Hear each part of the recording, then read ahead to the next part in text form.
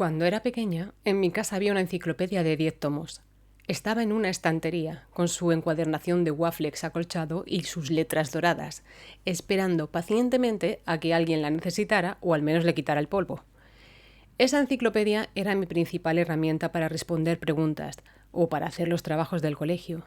Eso y el carné de la biblioteca municipal, que se convirtió en un pequeño tesoro en cuanto tuve la edad para ir sola. Para lo demás, pues había que confiar en lo que la televisión decidiera mostrarte. Noticias, documentales o entrevistas de aquellos señores con chaqueta cuya palabra parecía indiscutible. Algo que no ha cambiado hoy en día, pero bueno, eso es otro melón. Con los años, mucho más tarde, llegó Internet y el mundo se hizo mucho más grande para mí. Y aunque cada búsqueda tardaba más en cargar que un guiso sin olla express, de repente podía encontrar en un par de horas información que antes me habría llevado días y días localizar.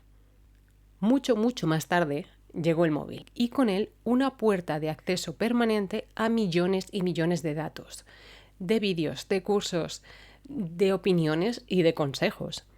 Algo que cuando era pequeña me habría parecido ciencia ficción. ¿Pero qué ocurrió?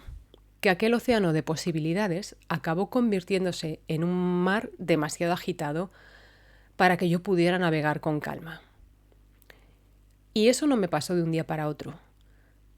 Fue con los años.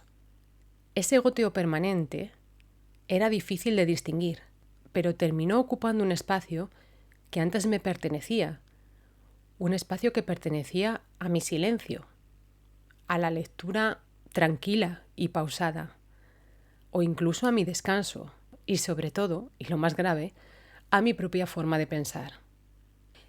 Quiero pararme aquí un momento, porque esto es lo que quiero contarte hoy.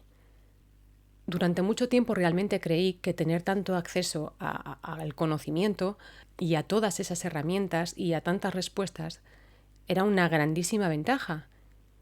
Y lo fue, y lo sigue siendo. Lo malo es que la información dejó de llegar solo cuando yo la buscaba.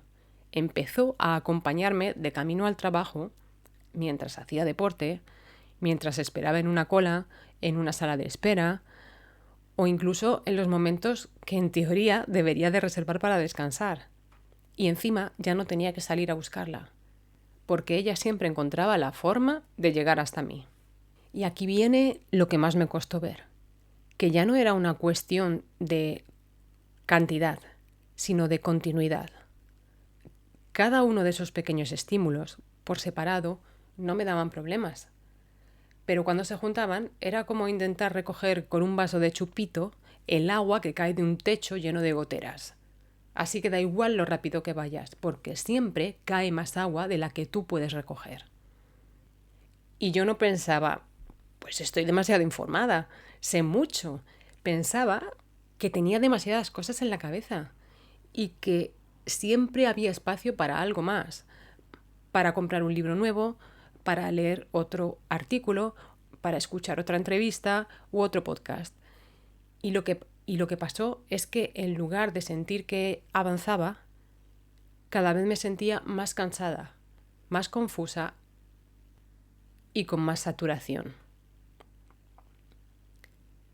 Pero encima interpreté esa confusión al revés, porque cuanto más perdida me sentía, más información buscaba para aclararme. Y cada nueva búsqueda añadía otra capa más y más peso. Era como intentar seguir una conversación cuando otras 10 personas están hablando al mismo tiempo. Puedes escuchar un poco de lo que dice cada una, pero no conseguía profundizar ni seguir el hilo de ninguna.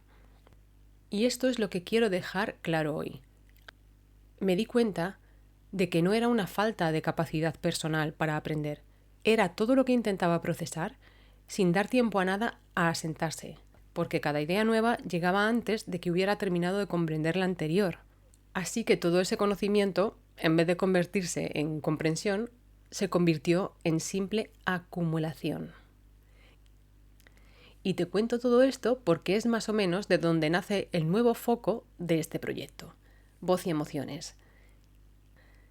Y si estás escuchando este primer episodio es probablemente porque alguna de estas cosas te suena. Esa sensación de saber mucho y de avanzar muy poco. de la cabeza llena, la dificultad para decidir, incluso cuando ya sabes todo lo que tendrías que saber. Así que aquí no pretendo añadir más respuestas a esa mochila. Este no es un podcast de trucos, ni de productividad, ni de 5 pasos mágicos para X.